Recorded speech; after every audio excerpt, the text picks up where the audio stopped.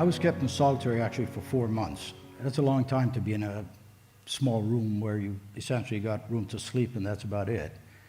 And what I did to just keep my thoughts together was concentrate on the lines in the stone walls. And I would try to picture animal shapes in those lines. So for 8 hours, 9 hours, 10 hours a day, that's what I would do. This is Life's Tough, Explorers Are Tougher, and I'm your host, Richard Wiese. Scratch the surface of an explorer and you'll find an adventure and a great story. This show is about their tales. This podcast is a proud supporter of the Explorers Club and the EC50 Initiative, 50 people changing the world that the world needs to know about. For more information, go to explorers.org. Greetings to you wherever you are, and welcome to Life's Tough. Explorers Are Tougher, in association with the Explorers Club. I'm your host, Richard Wiese. Today, we're going to take a bit of a field trip to the Azores of Portugal, where I sat down with wildlife biologist Morad Tahbaz, who was recently released from an Iranian prison. During his time there, he was in solitary confinement and routinely tortured. It's obviously a no-joke hardship that seems more out of a movie than reality. And while this is a tough subject, what amazed me was how buoyant and resilient Morad was and is. Morad, I think that probably the best way to start this talk is, let's just take a date and time. January 10th, 2018, you're at the airport in Tehran. What happened? Well, I'll dial you back a little before then. The problem started in November at the airport. January 10 is when I got arrested. They called me in for a question and answer session at a satellite office of the Islamic Revolutionary Guard Corps. And rather than enter into a question and answer session, I was grabbed, slammed against a table, handcuffed, pockets emptied, phone taken away, blindfold on, thrown in the back of a car with a bunch of guards, and next thing I knew I was wearing prison clothes and in a solitary cell by myself. And that's how this whole episode began. I had been there on a trip, as I would make a couple times a year, for a conservation foundation. I was accused of spying, and I spent the next 70 days in solitary confinement, being interrogated day and night, physical as well as mental torture, sleep deprivation. I mean, I don't like going through all of it for everyone, but it's all the kind of nasty things that you've read about or can think about, what they can do to you to try to get a confession out of you. And even when I was brought out of solitary, that's after 70 days, then I was thrown into a small room with a couple of other people. And we could never leave the cells without blindfolds on. We were allowed to go out of the cell twice a day for 10 minutes each for fresh air, always with blindfolds. But when I was put into the room with other people, to my and we're just seeing a picture here of, Evin prison, which you probably have heard about. It's really not a very pleasant place. And my roommates turned out to be a couple of members of ISIS. So, now you're sleeping with one eye open all the time. And that in itself was a traumatic experience. We had one member out of ISIS who pulled a slat out of the air conditioning vent and started slashing himself. There's blood all over the place. They took him to a psychiatric hospital.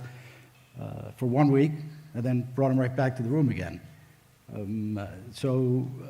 It's very trying. The room was tiny, and this went on pretty much for 2 years in the Islamic Revolutionary Guard Corps prison, which is a specialized prison within the Evin complex that's run by the Revolutionary Guards, and they don't really answer to anybody. But Morad, just stop here for 1 second. And guys, you have to remember, we're all used to, speaking among our colleagues, our friends. And for all these years, he had about 8 people to talk to, and they weren't always the most enlightening. So even the fact that Morad is here, it's a little bit of a journey. Didn't you protest your innocence? I mean, they would say you're spying, and you'd say, I am not. Yes, and what they would do is they'd tell you, if you don't confess, we're going to whip you, we'll take you out back, shoot you, we're going to hang you anyway. I mean, it was just a continual series of threats. And this is your daughter? This is my daughter in London, because I'm a British and a U.S. citizen, and they were trying to get me taken out of Iran through the British, which fell through at the last moment. I was actually put on a van, and I thought I was going to the airport, and I didn't, and I came right back to prison again. So that was really rough, really, really rough. And when you think you're about to be freed, and then you're tossed back in, you've got to dig deep to kind of hold your thoughts together, to hold your sanity, and be able to continue. So it's a delicate balance. It was for me of having some level of hope, but never allowing it to get too far ahead, that I thought I'd actually going to go home tomorrow, but have enough of it to give me a reason to keep doing what I was doing. And I developed a program for myself when I was out of the IRGC, the Revolutionary Guard prison, in the regular prison, because in the Revolutionary Guard prison I wasn't allowed to do anything. But when they, after our trial and sentencing, in the regular prison, you can see that there are photos of that's the regular prison, by the way, not the best of conditions either. But there was a small library. Well, some of the images that are coming up, and again, guys, we didn't run these in a sequential thing, but you'll see some drawings that you did while you were in prison. That's right. And I just want to take you back to solitaire. Mm-hmm. And I know all of you have so many questions, right? For every question we ask here, you think, oh my God, how did you deal with this? But you were in solitary confinement, which means you have no contact. The only people contact are injuring you. Right. And so you're in this cell for hours. Right. How did you keep your mind active? I was kept in solitary actually for 4 months. That's a long time to be in a small room where you essentially got room to sleep, and that's about it. And what I did to just keep my thoughts together was concentrate on the lines in the stone walls. And I would try to picture animal shapes in those lines. So for 8 hours, 9 hours, 10 hours a day, that's what I would do. I would just look at these lines, and I would imagine, well, this has more of a cat shape look to it. Another corner I'd look at kind of looked like an elephant. And I would challenge myself to find more and more. And it was, in my case, it was very therapeutic. But when you don't have anything to read, anything to look at, you have to come up with something to keep your mind sane. Because you're pulled out. I mean, I was being pulled out for interrogation sessions at like 2 o'clock in the morning. 2 cells down from me, my friend, co-founder, and manager of our NGO died in custody.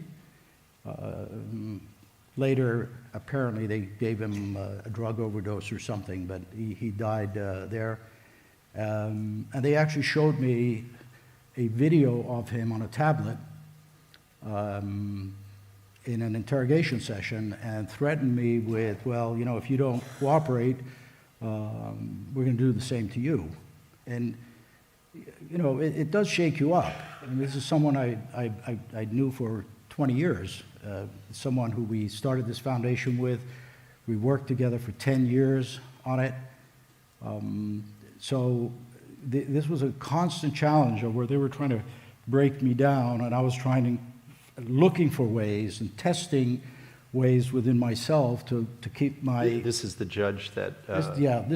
he's known as the hanging judge, if you haven't heard about him. It's Judge Salavati, who never really looked at my defense papers. They asked you to write your own defense papers. You have a lawyer, which is pretty much chosen by them, who doesn't say a word in court. And I wrote a 28-page defense of myself, of which 6 pages was just about all the tortures that I'd endured. The judge has never even opened it. But you said to me, and again, you know, just as sort of being honest about our relation, he's actually a neighbor of mine in Connecticut. We live almost walking distance, so we've had this conversation, and you told me that the judge knew you were innocent, the guards knew you were innocent, but they still went through the charade. So what was it that they wanted? What was the value? And how could they even, I guess he didn't look you in the eyes. How do you look an innocent person in the eyes and say? Well, in Iran, unfortunately, it's become somewhat of a business to take U.S., British, French, a variety of different nationals or dual nationals for that matter, and use them for bargaining in whatever, you know, dark diplomatic plans they have. In our case, it was there were 5 of us who were initially there was just 3, and then 2 were added at the last minute. But we were used as a bargaining tool with the United States, wherein ultimately the Biden administration agreed to unlock $6 billion of frozen funds, the Iranians' own money, but those funds could only be used to buy medication, drugs, and food. And the money would never go to Iran. It would be kept with the Qataris, and the Qataris would actually purchase the goods, and the goods would then go to Iran. And that was the deal that got us out. This was in September of this past year, so it's been about half a year since you've actually left prison. Our mission is to empower the next generation of explorers. If you like this podcast, please recommend it to a friend and have them join the expedition. You know, I guess one of the things I'm most amazed by you is that I know you think about it a lot, but you said you sleep okay and you don't actually think about it when you sleep. And I've heard prisoners of war from like Vietnam, and the people who survived went on to great things because there was a certain resilience. Mm-hmm. What do you think there was about how you approached it during and after that's kept you sane? To be honest with you, I mean, the part coming out of the Revolutionary Guard prison. And this is you being released with... This was in Doha, in Qatar, when we first got off the plane from Tehran. But in the main prison, which there were about 500 people, and we could intermingle, and there was, as I said, there was a little library, there was a little woodworking shop. I developed a really rigorous program for myself. I would be up and about by about 7 o'clock in the morning, and I would begin either sketching, go out for some exercise, and spend a good part of the day in the woodworking shop. I made a bunch of wooden sculptures. I designed, I think, 40 carpets, the designs of which I smuggled out. And my wife, who was in Tehran at that time, they put a travel ban on my wife to apply additional pressure to me. So she wasn't allowed to leave for the full 6 years either. And I had those designs, my rug designs, actually woven in tribal areas. And my wife would call the guy, and we would conference on the phone from the prison phone, and I'd tell the guy what I wanted to see. But until 7 o'clock in the evening, I did not have any spare time. And in reality, more than anything, that's what allowed me to keep my sanity. For one thing, you're thinking of art, nature. Both are things of beauty. They're peaceful, and it calms you down, and it gets you away from the frustration, hatred. You're wanting revenge. I mean, all the negative things that you are faced with when you're put in prison for no reason. But nevertheless, almost 6 years is a very long time to be dealing with it. And there were multiple attempts by the United States government to get me out. For one reason or another, they failed. Some I more or less knew about that they were trying to do, others I didn't. But every time it got close and it didn't happen was another drop. So just emotionally, you, as I said, you cannot get too hopeful, but you have to retain some hope. Otherwise, you're just not going to make it. Or if you do make it, you're going to come out a basket case. We'll talk about post, because the area we live in Connecticut. It's a very first world place with first world problems. And I'm sure you've come out to people tell you how exhausted they were. They got to pick up kids, got to go shopping. How do you re-engage in that life? It's challenging. It is challenging.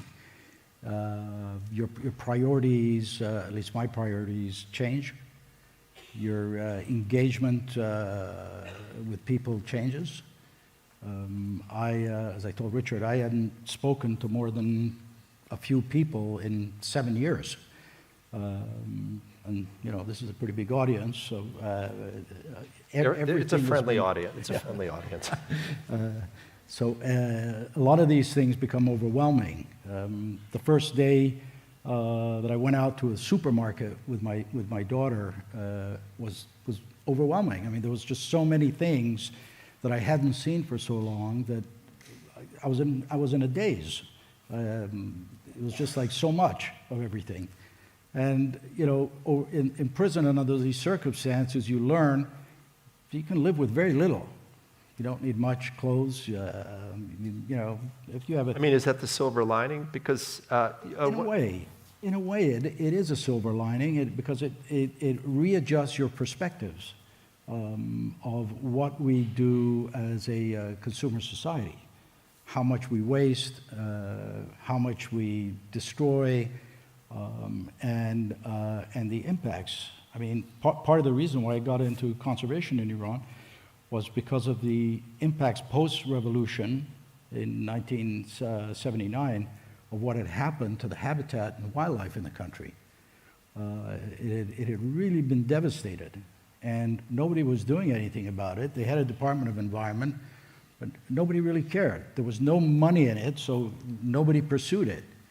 And that's why I first came up with the idea of doing an NGO, but I wanted it to be with local people, and there were very few people who really knew what they were doing. So I mean, didn't that seem more the irony? We've talked, and if you're a journalist, you can say, okay, I can see maybe they would misinterpret my writing, but you're trying to save wildlife in their country land. That's got to make you feel like, why would they arrest me? Exactly. I mean, when they first said I can't leave the country, I was like, well, what did I do, or what happened?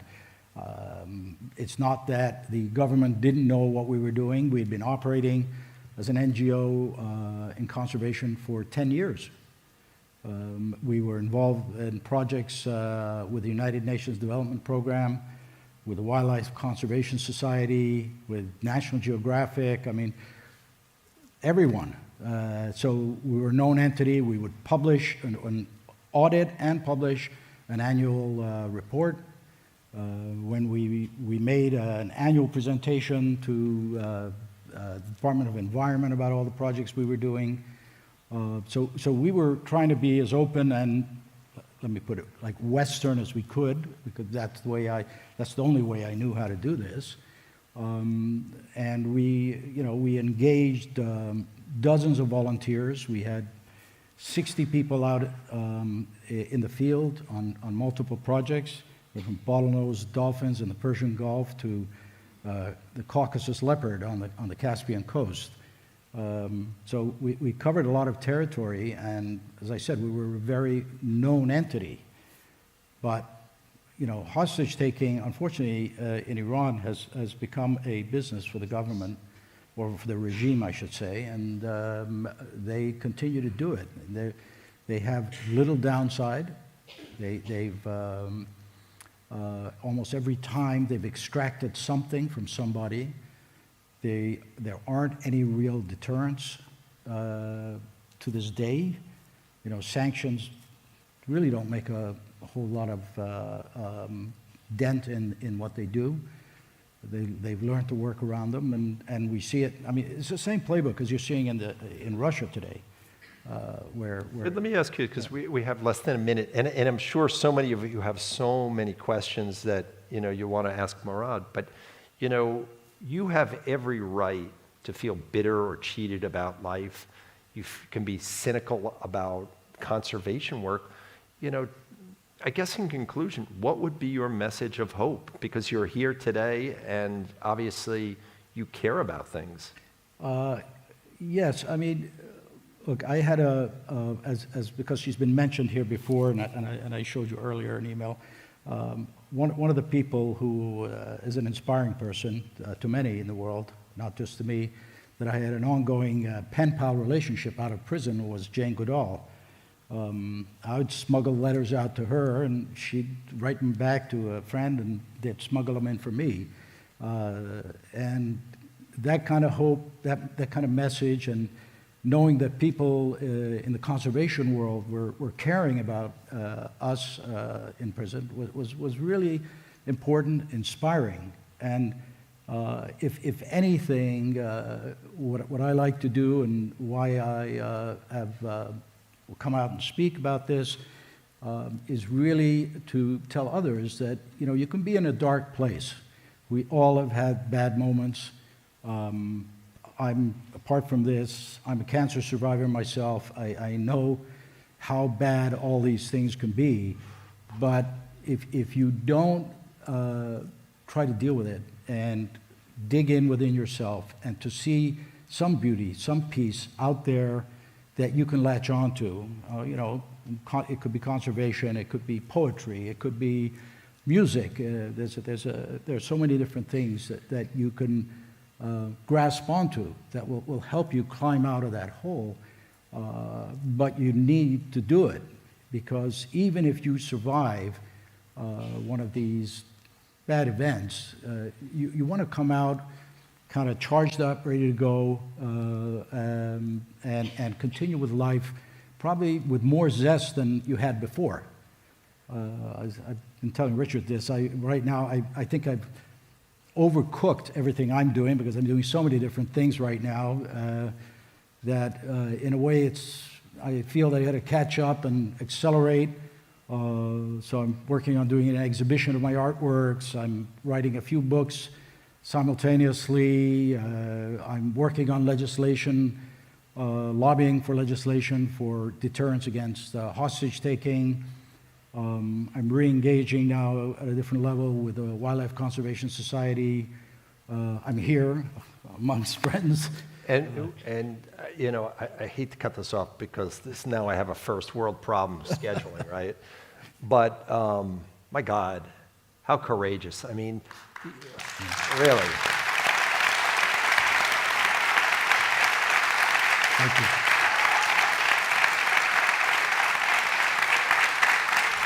Thank you. Thank you. Thank you. Thank you. Thank you. I hope you enjoyed our podcast. Now we have a little favor to ask. We'd really appreciate your support, so make sure to leave us a 5-star review and hit that subscribe button so you'll never miss another episode.